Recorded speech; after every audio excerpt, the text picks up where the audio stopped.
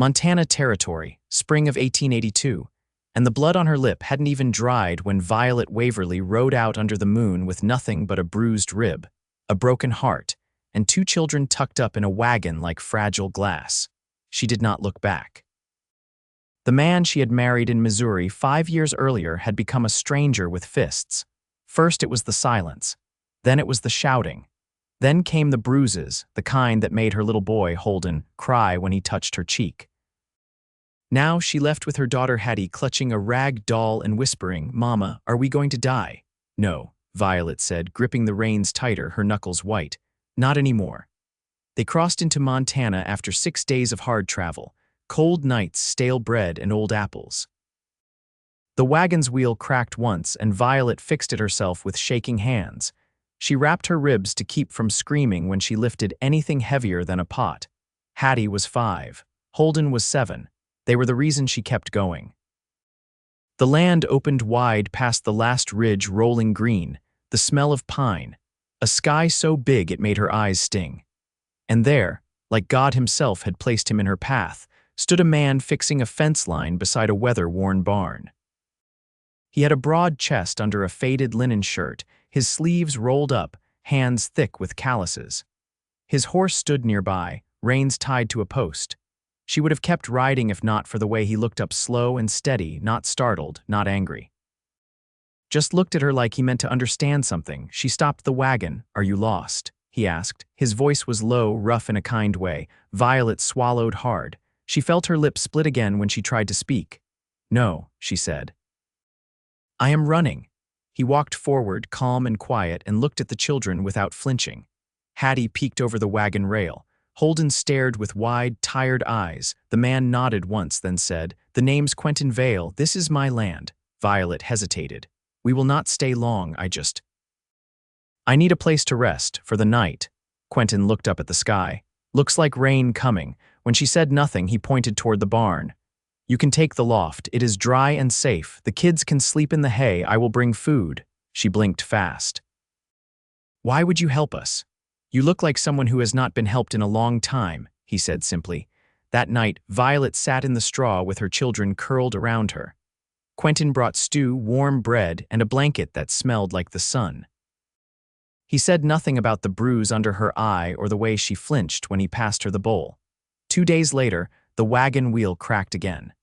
She was ready to pack up the children and walk if she had to, but Quentin came with fresh timber and tools. "You are not fixing this alone," he said, kneeling beside the wagon. "Let me help." She watched him work. He moved with care. Not once did his voice rise. Not once did his hands jerk with anger. The children started smiling again. Hattie picked him flowers.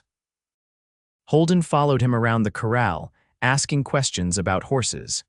Quentin showed them how to feed the chickens, how to hold the eggs without breaking them.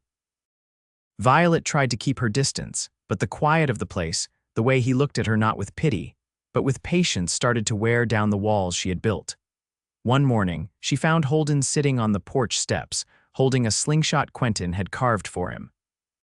"He says I am brave," Holden said. "He says I will be strong like him."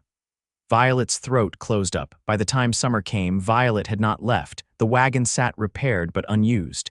She worked in the garden beside Quentin, helped tend his horses. Her ribs healed. The bruises faded, but the fear. That took longer. One evening, after the children had gone to sleep, she stood by the fence watching the sun dip low behind the hills.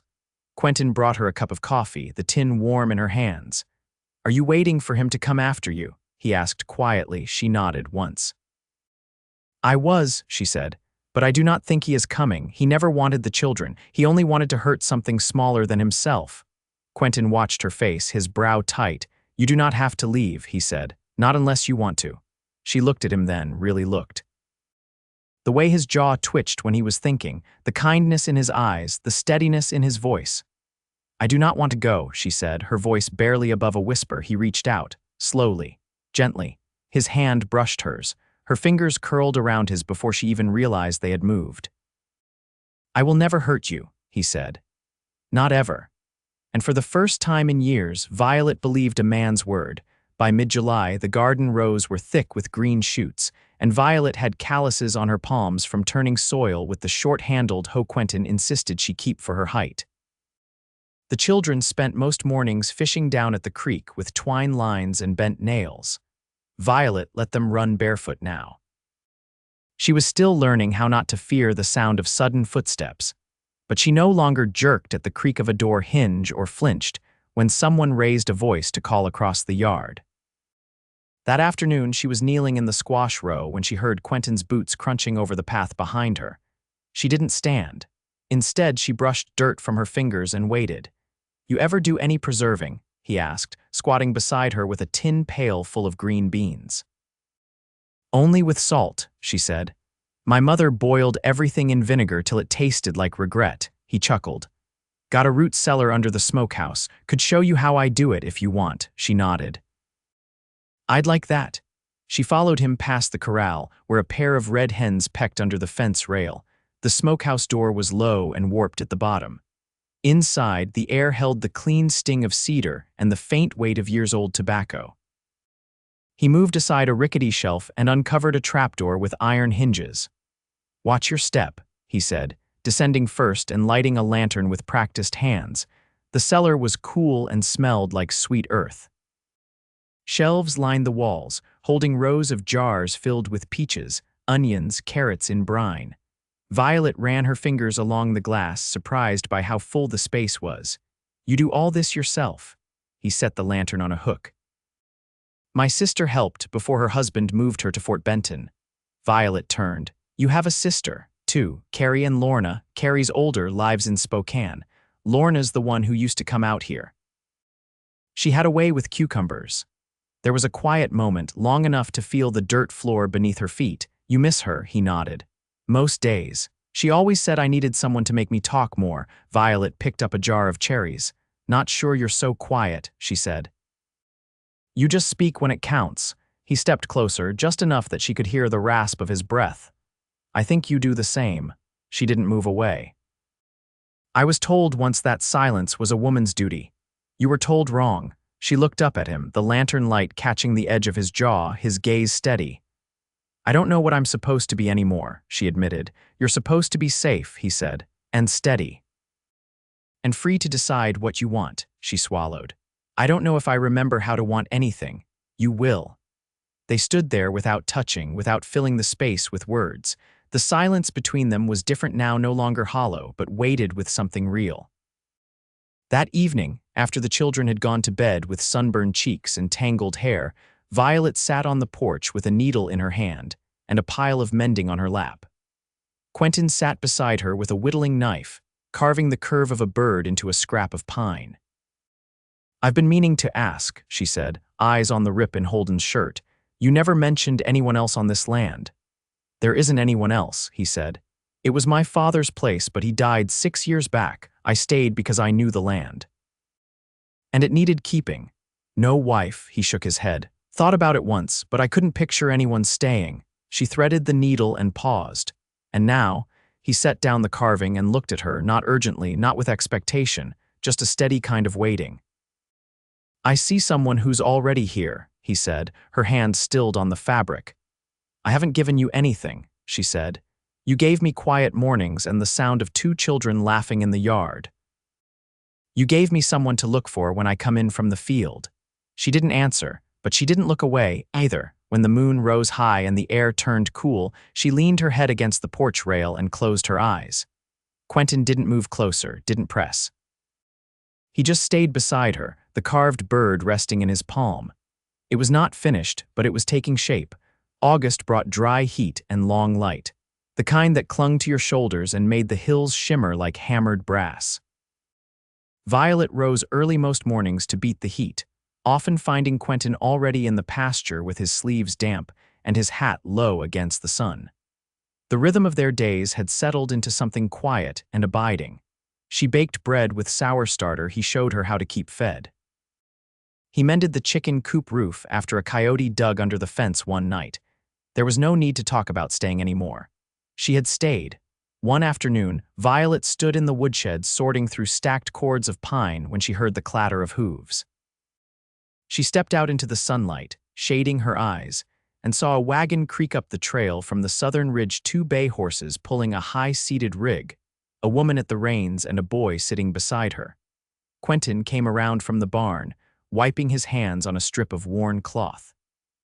His face changed when he saw the driver, not with surprise, but something more complicated. "That's my sister Lorna," he said. The woman swung down from the wagon, skirts dusty, hair pinned tight in a knot that had slipped loose in travel. She had the same wide-set eyes as Quentin, but hers were sharp with scrutiny. "So this is what keeps you from writing," she said, glancing from her brother to Violet. Quentin stepped forward and took the boy's hand. "This your Ezra?" The boy nodded and looked up at Violet, curious but cautious. Violet wiped her palms on her apron. "I'm Violet Waverly," she said. "These are my children, Holden and Hattie." Lorna looked at her a long moment. "You staying here?" Violet met her gaze. "I am." Lorna didn't smile, but her voice softened. "Then you'd best know Ezra eats everything but beets and has a habit of climbing things he shouldn't." That night, the porch was crowded with laughter and the creak of chairs. Lorna had unpacked jars of plum preserves and a round of goat cheese wrapped in waxed cloth. Quentin carved slices from a smoked ham, and Violet brought out a pan of cornbread that Holden had helped stir. After supper, the children played in the yard, chasing fireflies while the adults sat with mugs of chicory coffee. "How long?" Lorna asked, nodding toward Violet. Quentin didn't answer. Violet did, since late spring. Lorna folded her arms, eyes intent. "You look like someone who worked hard to find quiet." "I did," Violet said. Lorna leaned back. "Quentin's a good man, but he forgets how to let people in." Violet turned to him. "Did you?" His eyes didn't leave hers. "Not with you." Lorna rose and dusted off her skirt. "Well, I brought Ezra to see the land, but I also needed to see who you'd open the door for. I see it now. You're not just passing time here." "No," Violet said. "I'm building something." Later, after Ezra was asleep in the loft and Lorna had curled under a quilt in the spare room, Violet and Quentin lingered by the open barn door. Crickets sawed in the grass, and the moon hung low and pale above the trees. "She's right, you know," she said, brushing a curl behind her ear. "You don't let people in easy." He leaned against the post. "I never saw the point before." And now, he reached out and took her hand, calloused palm warm against hers. "Now I see what I was missing." She stepped closer. "I'm not whole yet, not in the way most folks mean it." "You don't need to be," he said. "You just need to be here." She brought her other hand to his chest, felt the slow, steady rhythm under her fingers. "I never thought I'd trust a man again," she whispered. "But you make it feel like breathing." He bent his head, and when his lips met hers, it wasn't hurried or hungry. It was the kind of kiss that said, "I'll be here tomorrow," and the next day. And the one after that, when they parted, he rested his forehead against hers. "You're home now, Violet." And for the first time in all her years, she believed it. The first frost came early that year, silvering the grass by morning and turning the breath of horses to steam. Violet rose before dawn, laying an extra quilt across the children and pulling on the wool shawl Lorna had left behind when she and Ezra returned to Fort Benton. Quentin had already lit the stove in the main room, and the smell of wood smoke folded into the quiet like another layer of warmth. She found him at the table, oiling his saddle straps with slow hands. "You always start this early?" she asked, rubbing sleep from her eyes. He looked over with a half-tilted grin. "Leather cracks faster in the cold." Violet poured water into the kettle and set it on the stove. "You still planning to take the herd down to the winter pasture this week?" "Day after tomorrow, if the weather holds. I'll need to stay 2 days to see them settled." She nodded, folding her arms. "I can manage things here." His eyes searched hers. "You sure?" "I've mended fence lines and wrangled chickens. I think I can keep a fire lit and the children fed." He set the saddle strap aside and leaned back. "Didn't mean I doubted you." "I know," she said, softer now. Later that morning, Holden asked to help gather kindling while Hattie chased the last of the summer's chickens into the coop. Violet watched from the porch, a mug of chicory warming her hands, and thought about how quickly this life had become theirs. Inside, she stitched a lining into Quentin's trail coat. The wool was thick and coarse, but she didn't mind the work. Her stitches had grown straighter. Her hands no longer shook when they were still. That afternoon, a rider came down the trail from the ridge. Violet saw him from the window, tall, thin, with a red scarf at his throat and a satchel slung over one shoulder.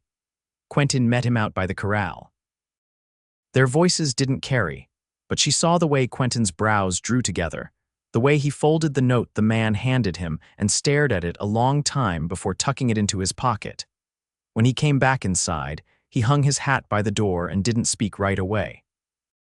"Someone sick?" Violet asked, folding her hands in her lap. "No," he said. "Just word from a man I knew down in Wyoming. He heard something." She waited. "Your husband," Quentin said. "He's dead, drowned crossing the Little Bighorn." Spring flood took the whole team with him. Violet sat very still. The silence crept in, thick and slow, settling between the floorboards and the walls. "You're sure?" she asked, voice low. Quentin nodded. "Name was in the paper. The man brought a copy." She didn't cry. Instead, she reached for the hem of her sleeve and rubbed the fabric between her fingers. After a while, she said, "He always thought he was smarter than the water." She rose and walked to the hearth, resting her hand on the stones. The fire inside was small but steady. "Does it change anything?" Quentin asked from behind her. She turned. "It means I'm not running anymore, but I've already stopped."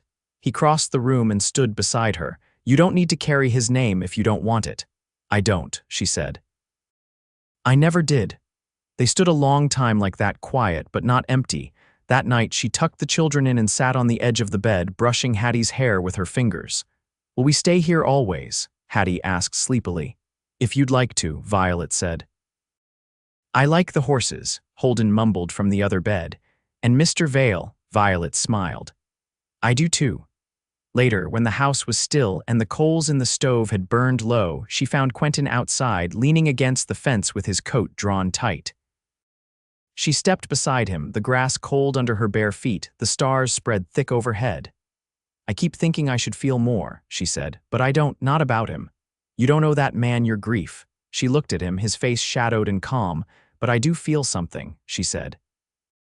"About you." His hand found hers without hesitation.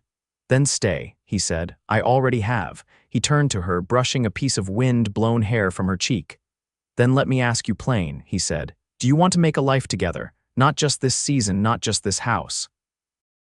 "A whole life." Violet didn't blink. "Yes." He kissed her again, and this time it was not a question or a promise.